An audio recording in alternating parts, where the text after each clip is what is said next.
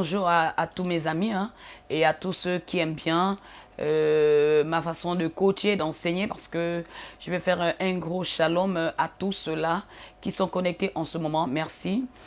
Aujourd'hui, vraiment, c'est un sujet qui va vraiment édifier beaucoup de femmes parce que les femmes sont victimes de beaucoup de déceptions parce qu'on est vraiment mal encadré. On n'a pas de coachs, on n'a pas des enseignants, on n'a pas de formation.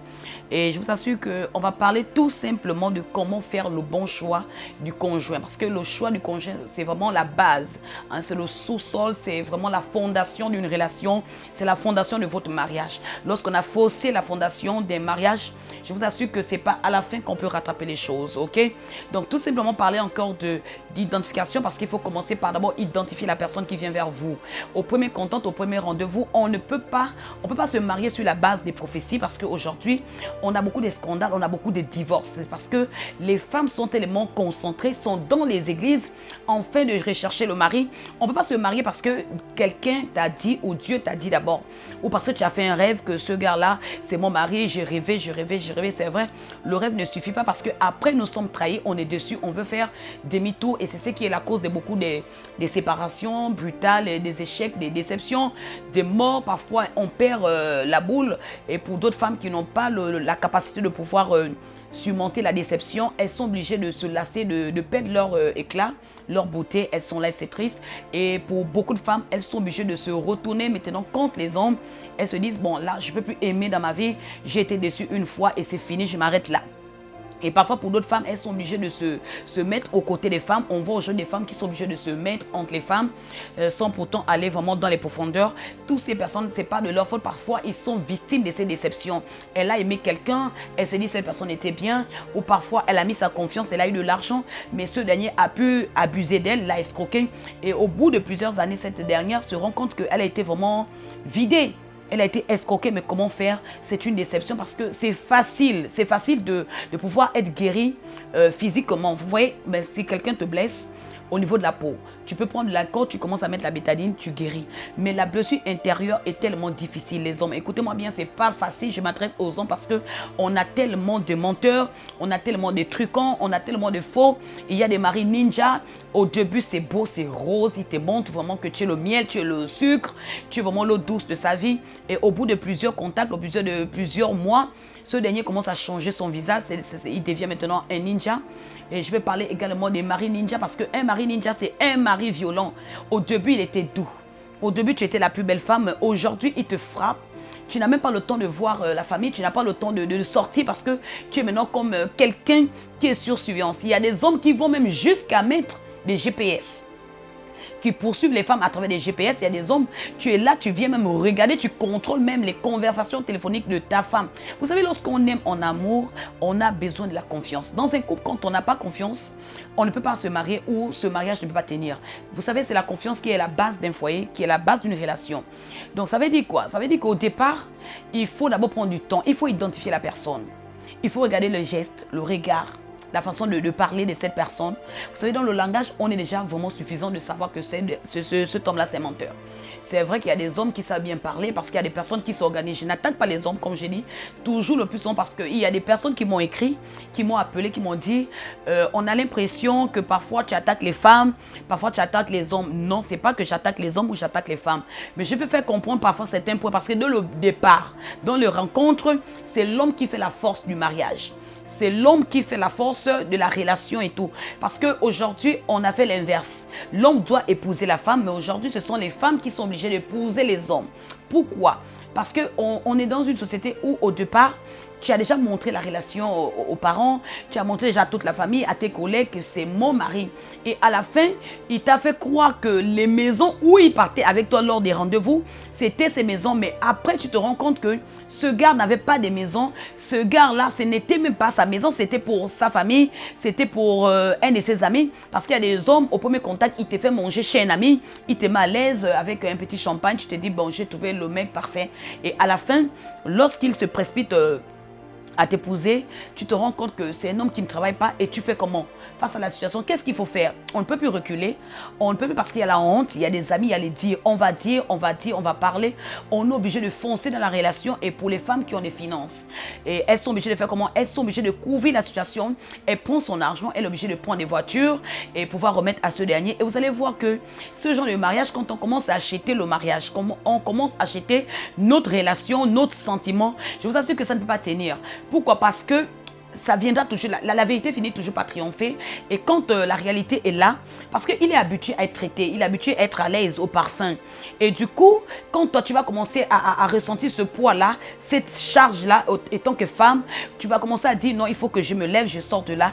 Et après, ça mène ce qu'on appelle le divorce, la séparation. Et parfois, on se retrouve à des discussions qui prennent parfois un coup à des enfants, surtout lorsque ce couple-là, ils ont eu des enfants, ce serait difficile parce que ça va toucher les enfants. Et là, qu'est-ce qu'il faut faire? Il faut prendre au premier contact d'abord un rendez-vous.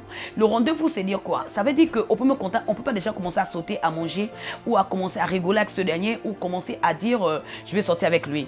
Les femmes, il faut prendre 3 mois d'observation d'abord pour le gestuel, pour le regard, pour son comportement.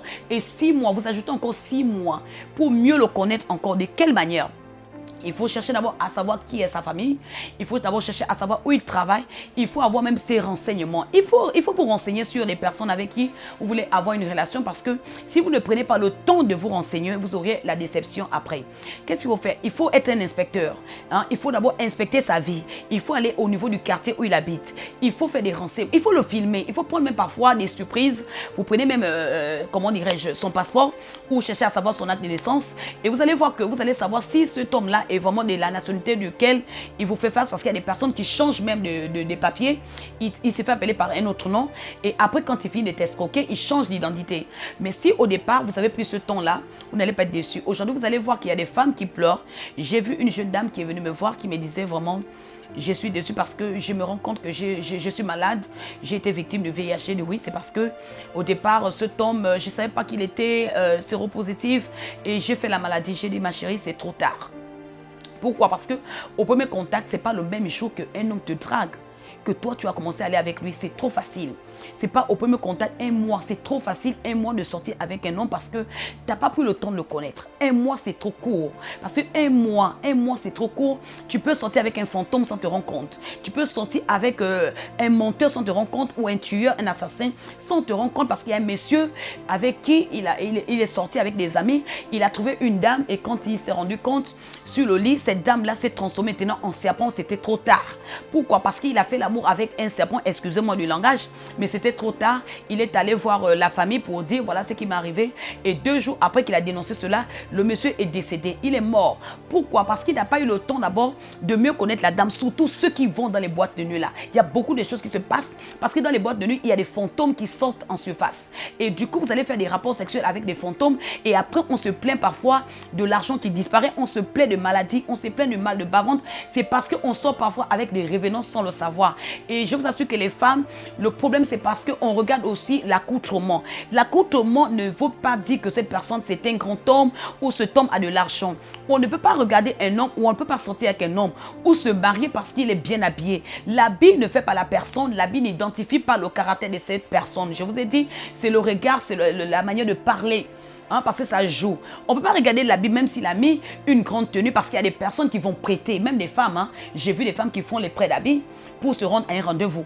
Et après 2 jours, tu te rends compte que cette dernière-là, c'est une fille de famille pauvre, mais c'est trop tard. Donc, quand la personne est bien habillée, parce qu'il a mis une belle veste, c'est pas parce qu'il est en costume que ça veut dire que c'est un grand homme. Et celui qui vient avec des habits un peu t-shirt, chemise, on se dit que non, c'est un faux boy, excusez-moi. Non, non, non, non, les amis, vraiment, on se trompe dans la façon de faire le choix de notre conjoint. Qu'est-ce qu'il faut faire? Au premier contact, il faudrait prendre du temps. Il faut le laisser parler. Trop, quand tu commences à trop parler, vous parlez trop là. C'est à cet instant que vous n'allez pas capter le langage de la personne. On arrive au premier rendez-vous, il faut d'abord se taire. Il faut se taire. Tu commences à détailler toute ta vie. Je suis la fille d'un tel, je suis l'enfant de ceci, cela. Dans ma famille, nous sommes au nombre de temps. Je vis à tel endroit. Ce n'est pas au premier contact que la femme commence à détailler vraiment ses origines, sa vie. Il faut se taire. Il faut le laisser parler. Parce que plus l'homme parle, plus vous aurez le temps de connaître qui il est. Ok? Parce qu'au premier contact, quand ce dernier commence à te dire j'ai faim, un homme qui vient au premier rendez-vous qui a faim devant la femme, là, il y a un problème. Il faut comprendre déjà que c'est un monsieur fauché, même s'il est bien habillé. Au premier contact, il te dit, il commence à gratter la tête. Bon, là, vraiment, il faut comprendre que là, il n'a rien, c'est un menteur. Il faut comprendre, là, il ment, il faut vraiment le claquer, il faut le mettre vraiment la baffe et tu le dis de dégager. Et il prend le chemin et toi, tu prends une autre route. Parce que déjà, au premier contact, il arrive, il commence à te dire, j'ai faim, tu as préparé quoi? On mange quoi chez toi? Voilà, là, ça veut dire déjà qu'il y a problème. À ce niveau, il y a vraiment problème. Il faut faire très attention parce que ce n'est pas au premier rendez-vous qu'il commence à s'intéresser vraiment à ta nourriture ou commence à dire mange quoi. Et j'aime pas les hommes. Et déjà, j'aime pas les hommes. Et je vous dis déjà, n'aimez pas aimer ce genre de personnes. Ces hommes, quand ils arrivent, le premier contact, ils veulent le sexe. Le sexe n'est pas la base d'un foyer. Ce n'est pas parce qu'il a couché avec toi, qu'il a ressenti ton sexe, qu'il va forcément t'épouser. C'est là où les femmes, nous nous trompons. C'est le sexe, et je vous assure que ce n'est pas n'importe qui pour entrer dans ta vie. Pour qu'elle non puisse connaître vraiment ta nudité. C'est quelqu'un où tu as pris du temps pendant 6 mois, 7 mois, tu es convaincu de cette personne. Et quand tu ouvres là, au moins tu sais que tu ne seras pas déçu. Le problème, c'est parce qu'on est tellement précipité au point où on se ouvre, on commence à montrer sa nudité. Et après, tu te rends compte, mais tu es sorti même avec ton collègue sans te rendre compte, avec l'ami même de ton mari. Et je vous assure que ça brise le cœur après quand on découvre exactement avec qui on est sorti. Un homme, quand il arrive, il commence à te dire, tu as combien d'enfants? Il commence à détailler le nombre d'enfants.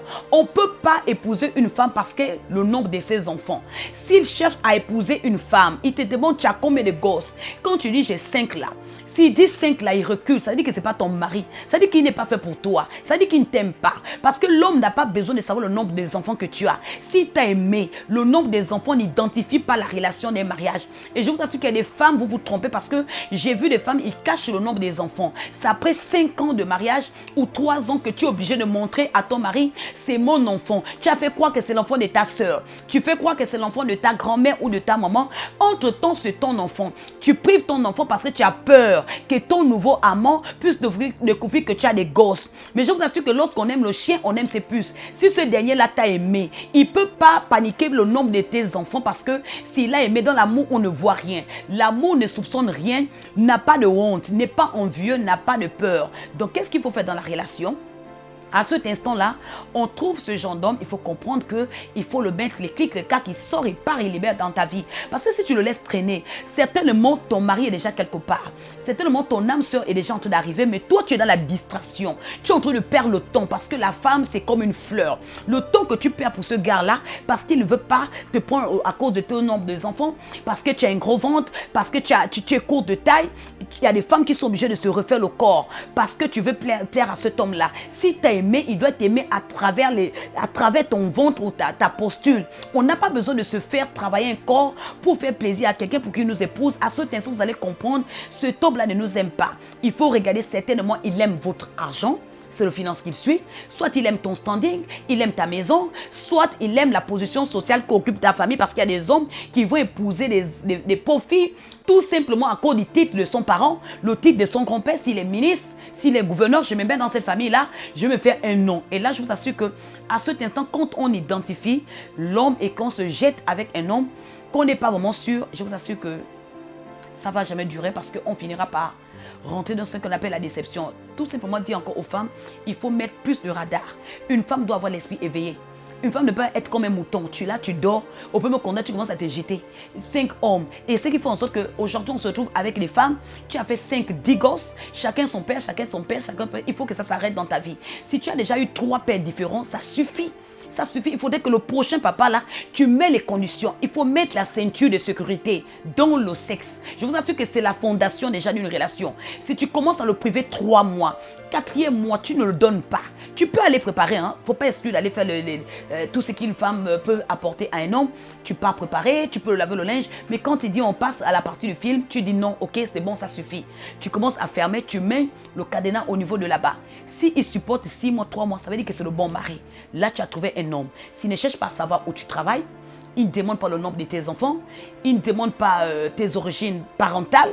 À cet instant, madame comprend que tu as trouvé le bon mari qu'il faut. Et un bon mari, ça se reconnaît parce qu'il cherche à savoir ce que tu as mangé, il cherche à savoir où tu dors, il cherche à savoir, à changer ta situation. Il veut te mettre à l'aise, il se soucie de toi. Je vous assure que quand il commence à t'appeler 2 fois, 3 fois par jour, ça veut dire que c'est le bon choix, c'est le meilleur conjoint. Un homme qui t'appelle après une semaine, il se rappelle de toi. Et quand il t'appelle, c'est pour te dire, fais-moi un flash. Il t'appelle pour te dire, s'il te plaît, est-ce que tu peux me faire un virement là? À cet instant, comprends que c'est un menteur. Cet homme-là se fout de ta gueule. Ça veut dire qu'il y a une deuxième maîtresse quelque part. Il faut le mettre, la clique, la cloche, il part, il libère ton chemin. Et tu laisses la place à quelqu'un d'autre. Certainement, il y a quelqu'un d'autre qui peut apporter le choix et te changer ton histoire. Et je vous assure que pour la petite histoire, vraiment les amis, c'est difficile pour tous ceux qui me regardent. J'ai eu vraiment une dame qui est arrivée. Excusez-moi, j'aime tellement prendre les témoignages parce que à chaque fois je suis au contact des personnes qui vivent des situations de ce genre. Elle me dit vraiment, je ne sais pas, c'est moi qui assume le foyer, c'est moi qui paye les études des enfants, c'est moi qui paye l'eau, c'est moi qui paye le transport, c'est ma voiture, c'est tout. Je ne sais plus comment sortir de là. J'ai dit, mais écoute, hein, ma chérie, tu sais, dans ce domaine-là, il n'y a pas de honte à cela. J'ai dit, il faut demander le divorce. Elle m'a dit, mais nous les chrétiens, on ne divorce pas. Mais je vous assure que j'ai dit, bon, soit impose à ce monsieur d'aller trouver du travail. C'est tout. Il va trouver du travail, il essaie de se mettre comme un homme. Il se refait comme un homme. Si au départ il est rentré dans la tricherie, il faut le repositionner, il faut le former, il faut l'envoyer chez quelqu'un pour le coacher, pour dire, écoute, tu es un homme, tu es un garçon. Un garçon, c'est un gaou. C'est pas un mendiant, c'est pas un vaurien. Tu l'envoies, il va chercher du travail. Le matin, tu le demandes de se lever comme un papa. Il commence à prendre ses responsabilités, tu le laisses. Tu ne payes pas le loyer, tu ne payes rien, tu le laisses. Et quand il fera face à sa souffrance, à son poids, il va se réveiller, il va prendre conscience que c'est non. Parce qu'il y a des hommes qui viennent prendre des femmes, il se dit encore que c'est un bébé gâté par ses parents. On t'a gâté chez ta maman là. Mais chez moi là, il ne faut pas venir que je pense que je dois te gâter. Quand on est déjà quelqu'un, on veut une femme, il faudrait qu'on sache que là, je suis déjà un papa. Je dois me mettre en position d'un papa. Un papa, ça ne pleure pas la faim. Un papa, ça ne veut pas déranger la nourriture. Un papa, ça ne demande pas l'argent à la femme. Un papa, ça supporte. Nous, les femmes, là, on est les aides. On n'est pas ceux qui sont les financiers. Parce qu'aujourd'hui, ça devient trop. Les femmes sont devenues esclaves des hommes. On finance trop, on souffre trop. Toi, tu es à l'aise, tu te fais dehors et au lieu de rester tranquille, vous partez encore chercher d'autres femmes dehors. Et ça devient encore plus emmerdant. Et c'est tout simplement dire encore à ces hommes-là, vraiment, et à ces femmes-là, d'ouvrir beaucoup des yeux. Parce que je vous assure qu'on en est marre. J'ai dit à une femme, si tu es fatigué de ce que tu vis, commence à dire maintenant, vraiment, je suis fatiguée et j'en ai marre. Et il faudrait que les choses changent. Ça veut dire quoi? On n'a pas dit, je n'ai pas dit ici que les hommes qui ne travaillent pas ne peuvent pas avoir de femmes. Je n'ai pas dit qu'on prend un homme parce qu'il travaille. Non. Un homme peut ne pas travailler. Mais quand même, le peu qu'il a, il peut penser à toi. J'ai vu des couples qui ont commencé, ils n'avaient rien. Mais au moins, quand il y a 1000 francs, les deux se partagent. Il fait plaisir quand même à la femme, il pense quand même à sa femme et tout. Mais quand il ne pense jamais à toi, c'est toi qui se tracasse, c'est toi qui dois le laver, c'est toi qui dois le nettoyer. À cet instant, j'ai dit non. Donc, tout simplement dire à ceux qui ont aimé, parce que le message, l'enseignement continue, mais sauf que là, je ne peux pas tout expliquer pour ceux-là vraiment qui méritent vraiment avoir plus de détails, qui sont vraiment confronté à ce genre de problème, tu n'en peux plus parce que tu es victime de cet homme-là. C'est toi qui supportes au foyer, tu payes tout, il ne fait rien. N'hésitez pas de me contacter au niveau de mon Messenger ou soit vous appelez au 02 32 16 57 sur mon WhatsApp. Également aussi, sans oublier Marika Coaching. Envoyez vos SMS ou soit par des commentaires. Également, je vais faire un gros shalom et faire vraiment un challenge. Waouh! À tous mes amis qui sont au niveau de la France, Canada, Wally, et aux hommes de Dieu, et partout, à des amis qui sont au niveau de Congo-Brazzaville, Côte d'Ivoire, qui me soutiennent beaucoup, qui me donnent des encouragements. Et sans oublier que nous n'allons pas rester là avec ces enseignements.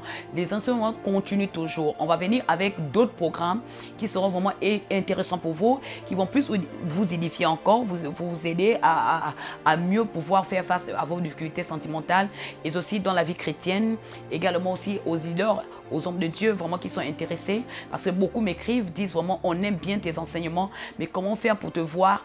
Tout simplement, vous allez voir, nous allons mettre tout ce genre de tralala en votre faveur, parce qu'aujourd'hui il y a un staff, il y aurait des personnes qui seront plus vraiment embêtées pour me rejoindre, ce serait très facile et je vous aime bien, je vous l'offre vraiment so much, many, vraiment merci.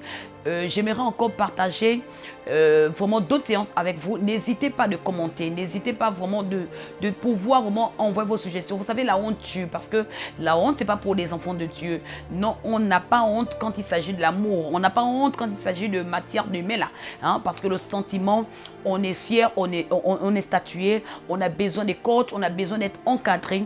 On n'a pas seulement besoin de délivrance, c'est vrai, on peut te délivrer, tu peux jeûner, tu peux tomber au sol, ça ne suffit pas. Il faut avoir un coach. C'est vrai, Dieu a dit c'est ton mari, Dieu a prophétisé, ou soit vous avez fait fait un rêve, ou soit vous aimez le gars, vous aimez le mari, mais ce n'est pas suffisant. Il faut vraiment quelqu'un pour vous orienter. Il faut un coach. Donc, n'oubliez pas de nous appeler, de me contacter par le Messenger ou soit appeler au 02 32 16 57. Et aussi, nous sommes suivis. Je suis aussi suivi dans les chaînes gabonaises pour ceux-là qui sont au niveau du Gabon. Mais ceux qui sont à l'étranger, contactez-moi au niveau de Messenger ou soit Marika Coaching parce que c'est la page que tout le monde connaît bien.